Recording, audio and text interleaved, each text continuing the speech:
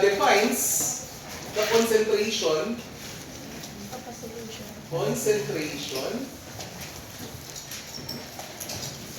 okay, of the solute in a solvent. Okay. Ano ba ibig sabihin ng solute at saka ng solvent? Sige nga. Class, ito lang, ganito lang siya kasimple, ano? Yung solute, okay, yung solute, ito yung bagay na tinutunaw natin. Substance. Or dinidissolve natin na substance. Tapos yung solvent, Dissolving.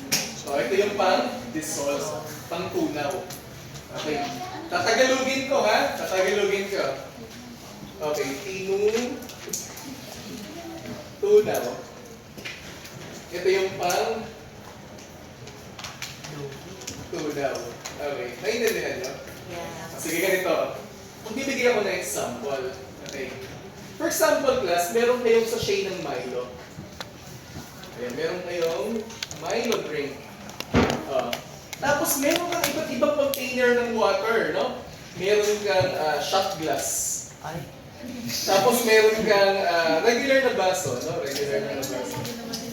Tapos meron kang drum. Ay. Ano class ganito? Na-imagine nyo ba? Na-visualize nyo? Okay. So ganito, lalagyan ko ito ng water, no? Enough lang. Just fill the glass, no? Ayan. Tapos ito nilagyan ko yung drum. Okay, no? Ngayon class, meron akong tatlong sachet ng ng Milo. Ilalagyan ko yan bawat isa. Okay? Nilagyan ko na bawat isa. Okay, ngayon class? Sa inyong pagkakaunawa, no? Ilang years na ba kayo sa mundo to? 18. Bata pa kayo, no? 18 years or 19 years na kayo sa Earth. Okay. Ngayon class ganito, sino hindi pa naka-experience magtimpla ng Milo?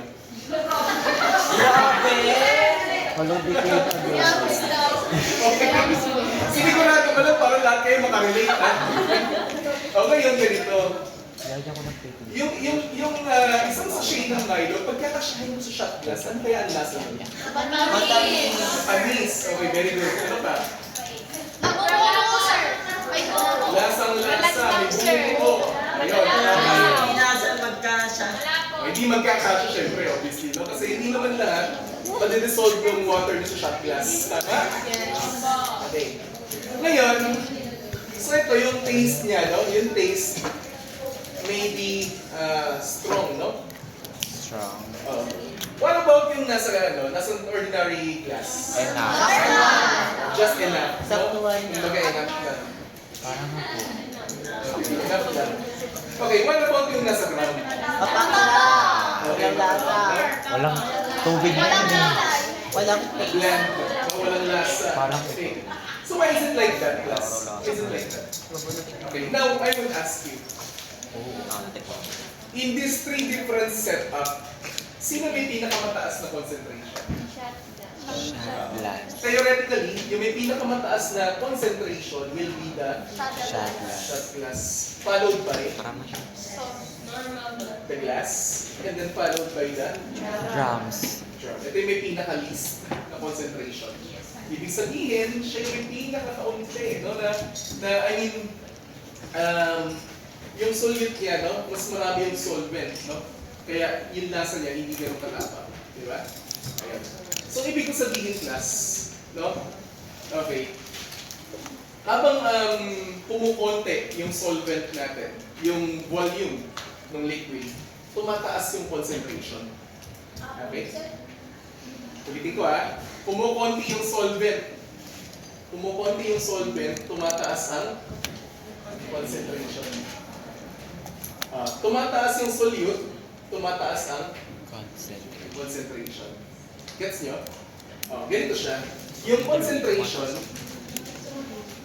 okay, susulat ko tumataas if the solvent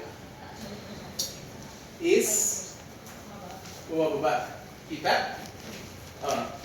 Yung concentration tumataas if yung solute, ano mangyayari sa solute? Tumataas. Nagets niyo yung ano nila? Yung mode nung movement ng variables. Nakukuha ba ninyo? Again ha?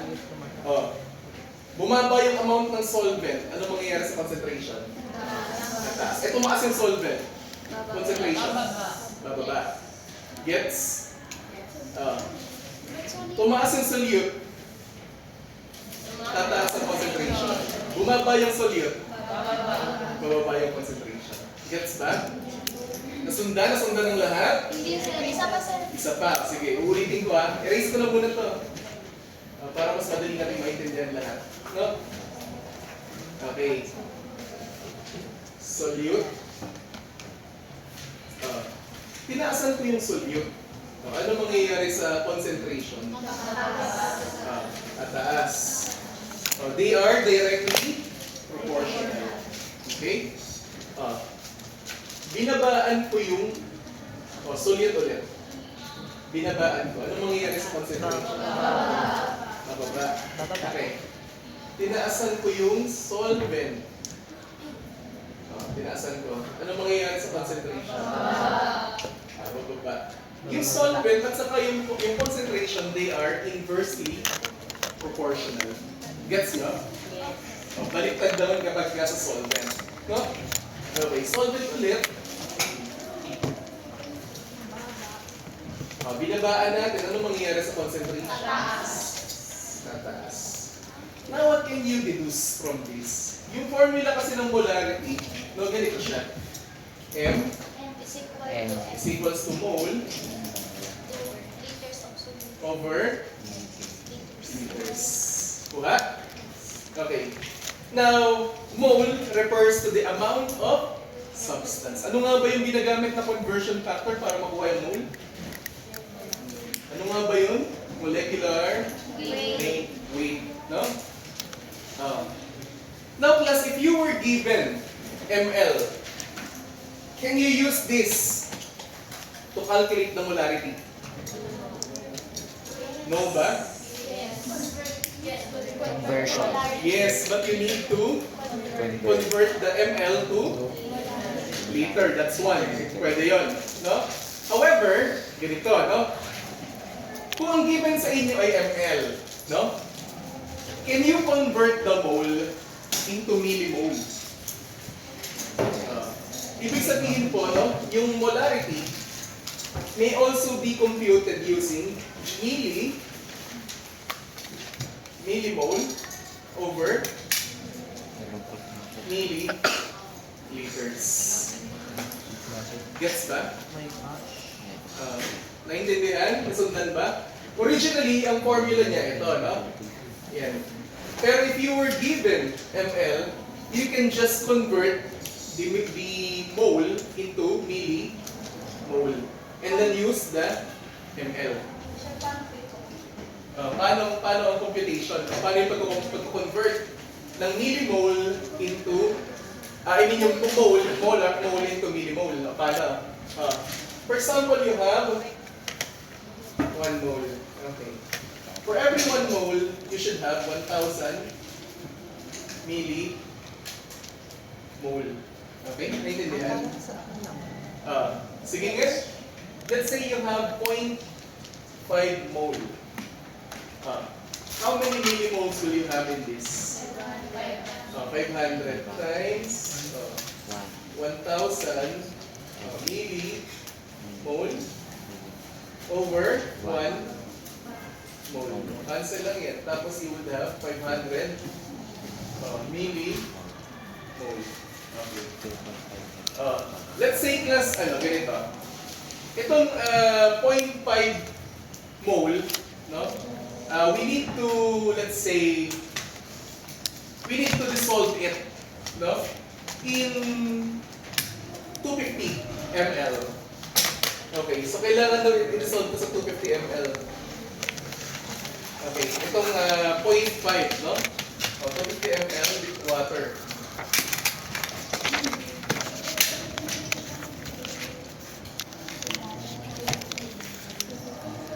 Okay.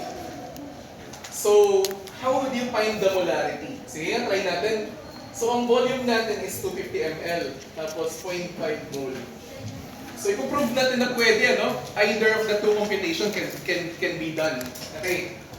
So I have capital M, no? Is equals to 0.5 mole. How many liters do you have in 250? 0.2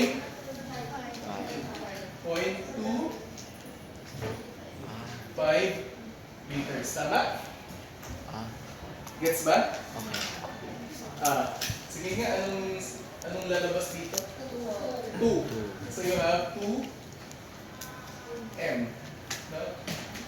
2 molar. 2 M. 2 capital M na, hindi small m, no? Ayan. Okay, let's say another, no? I-convert ko sa millimole, ilan yan?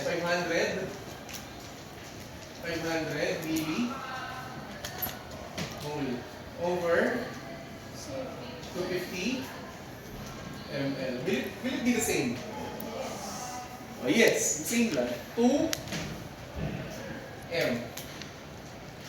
Nakita nyo? Yes. Nagets?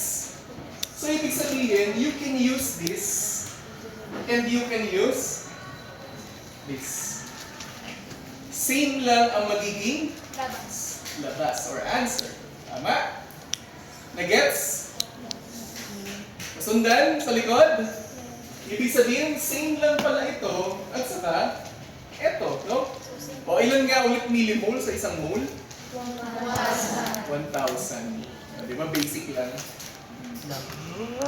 Basta ganun, class, no? Kung meron kang millimole, tatapatan mo rin siya ng milli sa denominator. Gets ba? Ayun. So, question so far, naintindihan to? That's how you calculate for the molarity. Again, ano yung value na nasa taas dito? The amount of substance. And then ito, volume of solvent. Gets ba? Yes. Amount of substance divided by the volume of solvent. Okay? Alam niyo na yung mga relationship, ha? Pag tumaas ang solvent, ano mangyayari sa concentration? Madadilute, no? Bumaba ang solvent, anong mangyayari sa concentration? Taas. Ganun lang, no? Ganun lang. Class, sino sa inyo nagluluto dito sa bahay? Ganito, class. Halimbawa, nagluluto ka. Nagluluto ba? Ayan, nagluluto ka first one po. Okay. Halimbawa, makinig. Okay. Naglalaga ka ng meat dito, no? Kaya sumobra yung water na nilagay mo. Okay. Sumobra yung nilagay mong water, ano mangyayari sa lasa? Tataba. Tapos ang ginawa mo, para bumalik yung lasa, no? Binoil mo siya, no? Hinayaan mo siya mag-boil. Pag nagbo-boil, yung water nag-escape, di ba? So little by little, no, over time, yung water na sa niluluto mo, bumababa. Ano nangyayari sa lasa? Tumatapak ulit yung lasa nung niluluto mo. Tama? Okay, kasi bumababa ang, bumababa ang solvent. Diba? O kahit para sa pagluluto, pwedeng ma-i-apply ito, no? Ang galing, no? So, ano kayo? Medtech, no? Yeah, it's okay. Major in culinary na kayo, no? Okay, naintindihan ito. Question so far sa pag-compute ng molarity. Magbibigay na muna ako ng sample problem. Para